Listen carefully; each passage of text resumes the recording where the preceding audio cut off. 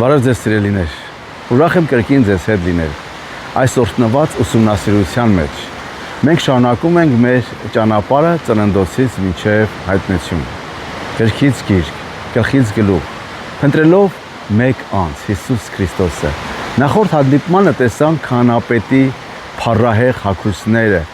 Այսօր մենք բացում ենք Ելից 29 եւ 30 գլուխները, որտեղ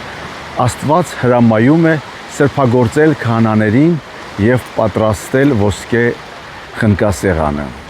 Ինչպես Տերը ինքը ասեց. «Քննեք գրքերը, որովհետեւ նրանք իմ մասին են վկայում»։ Եվ մեր նպատակը հետեւյալն է՝ տեսնել Քրիստոսին այս օծման եւ աղոթքի խորհրդի մեջ։ 29-րդ գլխում նկարագրվում է քահանաների ձեռնադրությունը, բարդ արարողությունը։ Նրանք պետք է լվացվեն ջրով, օծվեն յուղով եւ նրանց վրա պետք է զոհի այրունը քսվեր։ Սա ցույց է տալիս, որ ոչ ոք չի կարող ծառայել Աստծուն առանց մաքրության եւ զոհաբերության։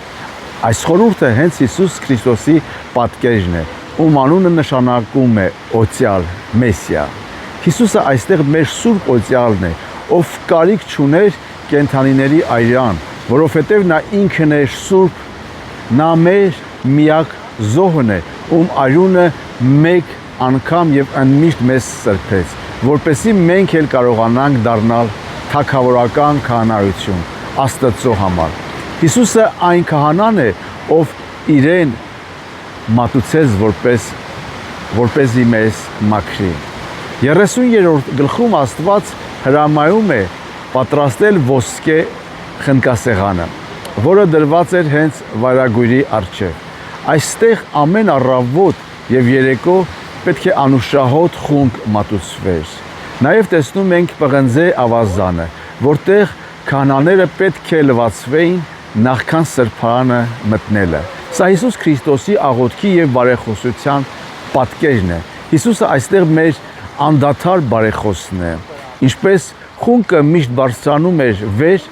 այնպես էլ Քրիստոսի աղոթները մեր փոխարեն միշտ բարձրանում են Հոր առջև։ Հիսուսը նաև մեր պղնձե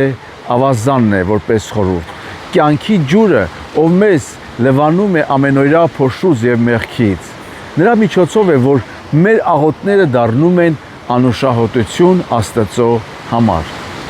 Եվ այսօրվա դասը մեզ համար, սիրելիներ, հետևյալն է. մենք չենք կարող մոտենալ Աստծուն մեր սեփական արժանինքներով։ Մեզ պետք է օծում եւ լվացում։ Բայց լավ լուրը այն է, որ Քրիստոսը արդեն արել է դա մեզ համար։ Հարց.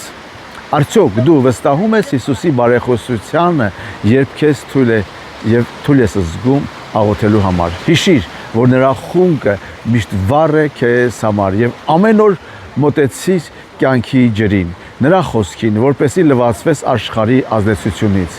Մենք կոչված ենք ապրելու որպես Աստծո սուրբ քահանաներ, մեր կյանքը որպես անուշահոտ զոհ մատուցելով նրան։ Սաղմոս 141-ում ասում է. «Թող իմ աղոթքը իբրև խունկ համարվի քո առջև»։ Հայտնության 8:3-ը եւ նրան շատ խումբ տրվեց, որպեսզի սուրբերի բոլոր աղոթների հետ մատուցվի ոսկե սեղանի վրա։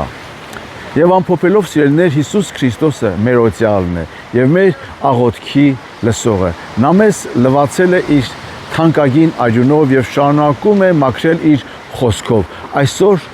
քայլեք այն վստահությամբ, որ ձեր աղոթքները Քրիստոսի միջոցով անուշահոտ են Հոր համար։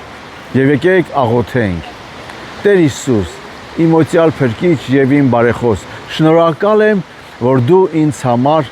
անդադար աղոթում ես Հոր առջև։ Խնդրում եմ լվա իմ հոգին քո կյանքի ջրով եւ օծիր իմ կյանքը քո սուրբ հոգով։ Թող իմ աղոթները եւ իմ գործերը լինեն անուշահոտ խունկ քո փառքի համար։ Ամեն։ Աստված օրհնի քեզ եւ քո ընտանիքը։ Աստծո կամքով կհանդիպենք վաղը եւ կարող ես մեկնաբանությունների մեջ գրել քո կարծիքը։ Ամեն։